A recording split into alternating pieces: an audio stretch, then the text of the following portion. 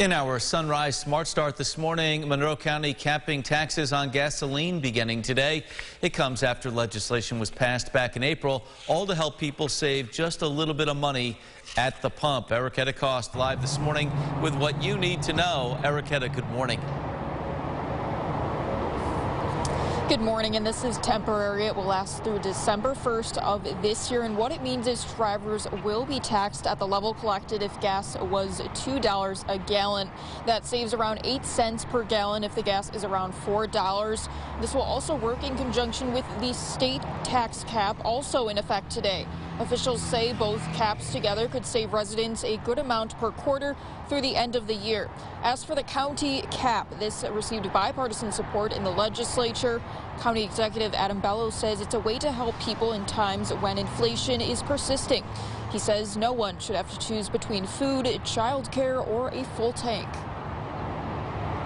Right now, our sales tax countywide is running well above what we had projected for the year, in part because of these inflationary measures. So what we're seeing is with a cap being at the 8 cents, so it's taxing at $2. We think that this could save taxpayers as much as $5 million per quarter. But even with that savings, our countywide, our sales tax receipts are still well above what was projected so far for this year. Now, the bill has received some opposition. One legislator argued that taxpayers may lose more than they save in the end. She also argues the tax cap would do nothing to help those without a car in these times of high inflation. In Rochester, Erica Cost, News 8. Erica, thank you. Of course, people with cars are not complaining, that's for sure. As for the state, they will cap the gas tax by 16 cents a gallon until the end of the year. Governor Hochul encouraging counties to do the same.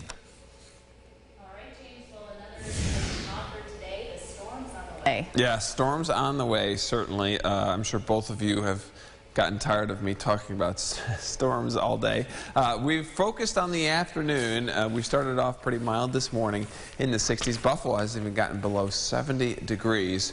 There it is, 82. That's my forecast high, but that's really just for Rochester. If you're a little bit further north, you may be a bit cooler. If you're in the Finger Lakes, I could see you getting to 87, 88, 89 degrees this afternoon. Then you look at the storm chances here. They ramp up later in the day. And then look at what happens overnight. Finally, some relief down into the 50s overnight. Mark, Alley. James, thank you. Checking the roads again with our Sunrise traffic just into our newsroom. There is a disabled vehicle at this hour in Webster. It's 104 West between Gravel Road and Maple Drive. So could be some slowing there. 390, 490 in your view here, and 590 up to speed at last check. Developing now in Penfield, there will be an increased police presence at Penfield High School this week after the discovery of what school officials called threatening graffiti on the campus. According to a letter sent to parents, a staff member found the graffiti in a bathroom last evening. The Monroe County Sheriff's Office was called to investigate. They found no evidence of a credible threat, but the investigation will continue.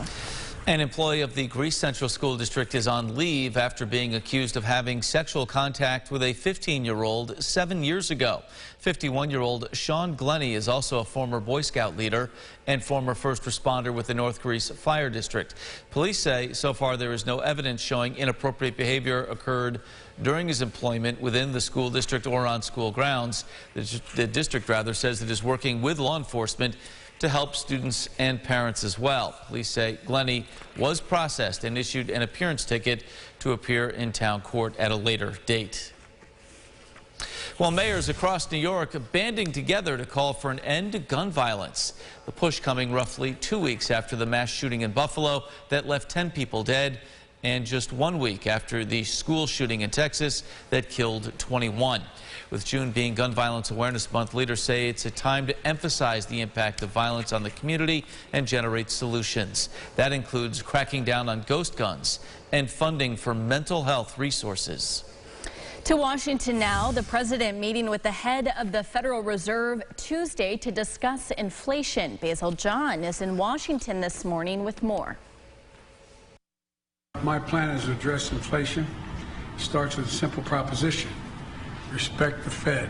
President Joe Biden promises to help the country as it combats the pressure of inflation. In order to transition from a historic recovery to a steady growth that works for American families. Tuesday, the president met with both Federal Reserve Chair Jerome Powell and Treasury Secretary Janet Yellen and insists he will remain hands-off from the Federal Reserve. I'm not going to interfere with their critically important work. The Fed has dual responsibilities. One, full employment, and two, stable prices. The Federal Reserve shares the same goal as the president, as they want to slow inflation and prevent the U.S. from falling into a recession. He respects the independence of the Federal Reserve. National Economic Council Director Brian Deese says the president is open to trying different options and will work with both Democrats and Republicans to make progress. There are places where we could absolutely use Congress's help, and we could use it urgently. Basil, thank you for that. The president has tried other options like oil releases from the strategic reserve and improving port operations, but they have fallen short. So the president hopes a solution will come soon. Well, let's get a look at what some folks will be talking about at the water cooler this morning. For the third night in a row, Johnny Depp rocking out on stage with Jeff Beck as he awaits a verdict in his trial with ex-wife Amber Heard. Beck and Depp collaborated in 2020 to record 7 songs, including covers of Isolation and the Beatles' A Day in the Life.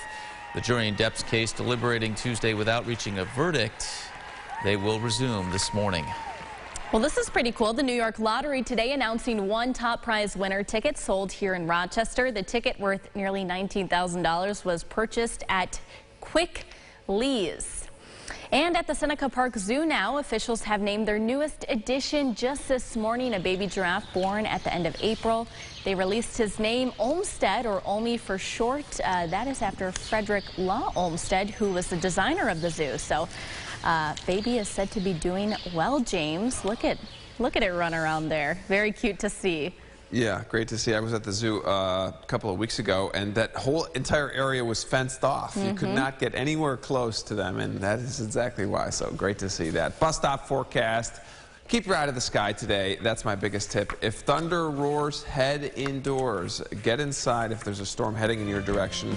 Best advice I can get you. Get through today, and we've got some rewards for the rest of the week. All right, James, thank you, and thanks so much for watching News 8 at Sunrise. Our next update in 30 minutes. CBS Mornings is up next. Have a great day.